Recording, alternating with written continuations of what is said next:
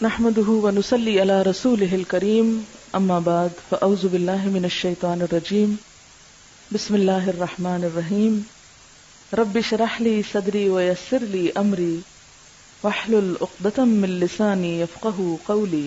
یاد رکھیے فجر کی نماز کی خاص اہمیت ہے، اور فجر کے فرض تو فرض، سنتوں کی بھی اہمیت ہے۔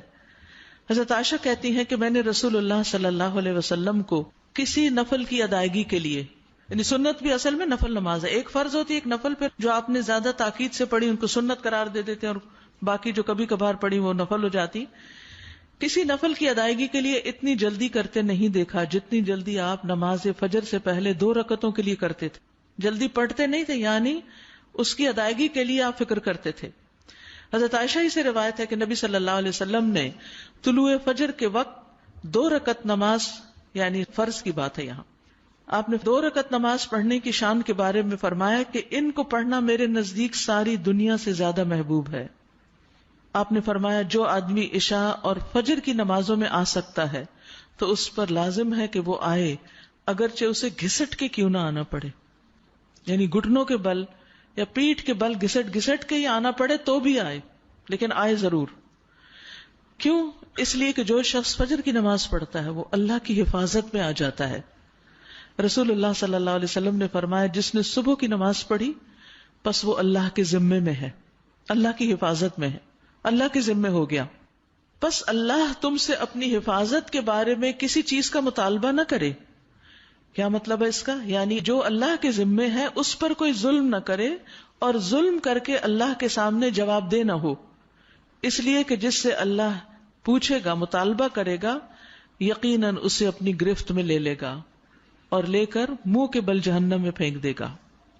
اس سے کیا بات پتہ چلتی ہے کہ جو شخص فجر کی نماز کی حفاظت کرتا ہے وہ اللہ کے قریب ہو جاتا ہے، اللہ کی حفاظت میں ہو جاتا ہے۔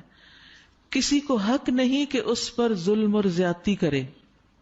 جو اس شخص پر زیادتی کرے گا جو فجر پڑھتا ہے تو وہ دراصل اس ذمے میں خیانت کر رہا ہے جس کو اللہ نے اپنے ذمے لیا ہے، اور پھر قیامت کے دن اللہ تعالیٰ ایسے شخص کو پکڑے گا۔ یعنی فجر پڑھنے والے کی عزت اور احترام لازم ہے، کیونکہ صرف مومن ہی اس کی پابندی کرتا ہے۔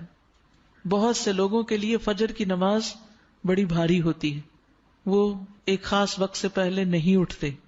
کچھ لوگوں کی اکثر ہی قضا ہو جاتی، وہ چونکہ دیر سے سوتے ہیں تو صبح اٹھ نہیں پاتے، تو ان کی حفاظت اللہ کے ذمے پہ نہیں ہے۔ تو اس لیے بہت ہی فکر کرنی چاہیے کہ فجر کی نماز قضا نہ ہو، یعنی کوئی باقی کر لیں، نہیں، کیونکہ باقی تو پھر ہم جاگ ہی رہے ہوتے ہیں نا، تو اذان بھی سنائی دے دیتی ہے اور وقت بھی پتہ چل رہا ہوتا ہے، اور دوسروں کو بھی ہم دیکھتے ہیں پڑھ رہے ہیں تو پڑھ ہی لیتے ہیں۔ لیکن فجر کی چونکہ ایک ذمہ داری ہوتی ہے اٹھنے کی بھی، اور پھر وقت پر اٹھنے کی، اور پھر مسجد میں جانے کی، تو اس لحاظ سے اس کی حفاظت بہت ضروری ہے۔ اور فجر پڑھنے والا شام تک اللہ کی حفاظت میں ہوتا ہے۔ اس میں ایک واقعہ بھی آتا ہے احادیث کی کتابوں میں۔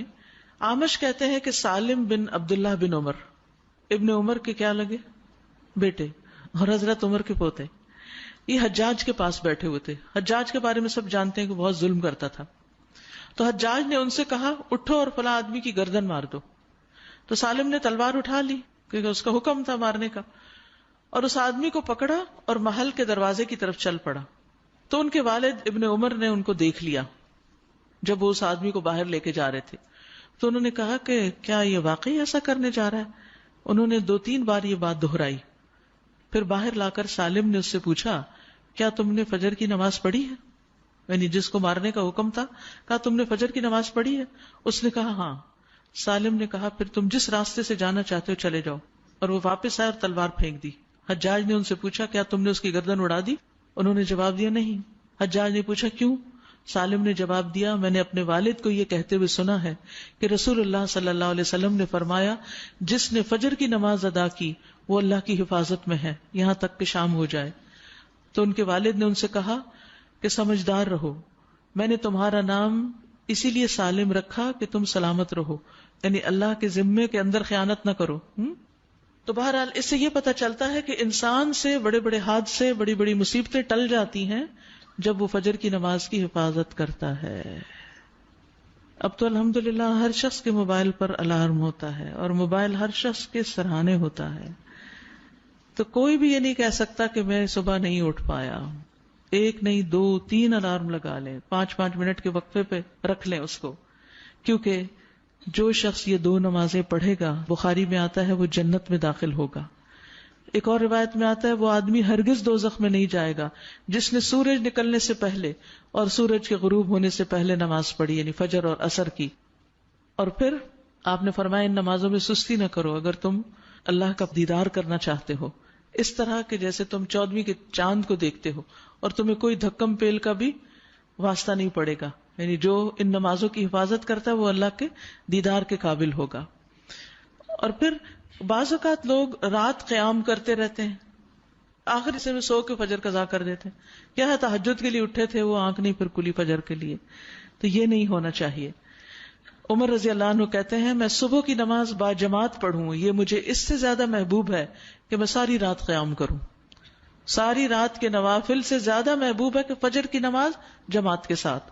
ہاں، منافق پر فجر کی نماز بھاری ہوتی ہے، تو منافقت سے نکلنے کے لیے، نفاق سے نکلنے کے لیے اس نماز کی پابندی ضروری ہے. ابی بن کعب کہتے ہیں ایک روز رسول اللہ صلی اللہ علیہ وسلم نے ہمیں صبح کی نماز پڑھائی. اس کے بعد فرمایا کیا فلاں حاضر ہے؟ لوگوں نے کہا نہیں. آپ نے پوچھا کیا فلاں آیا ہے؟ لوگوں نے کہا نہیں. آپ نے فرمایا بلا شبہ یہ 2 نمازیں منافقوں پر سب سے بھاری ہیں، سب نمازوں سے زیادہ بھاری، یعنی فجر اور عشاء. اور اگر تمہیں معلوم ہو کہ ان میں کیا کچھ اجر و ثواب ہے تو تم ان میں ضرور آؤ، خواہ گھٹنوں کے بل ہی کیوں نہ آنا پڑے. تو اس لیے خود بھی اور اپنے گھر والوں کو بھی، اپنے بچوں کو بھی اس کا پابند کریں.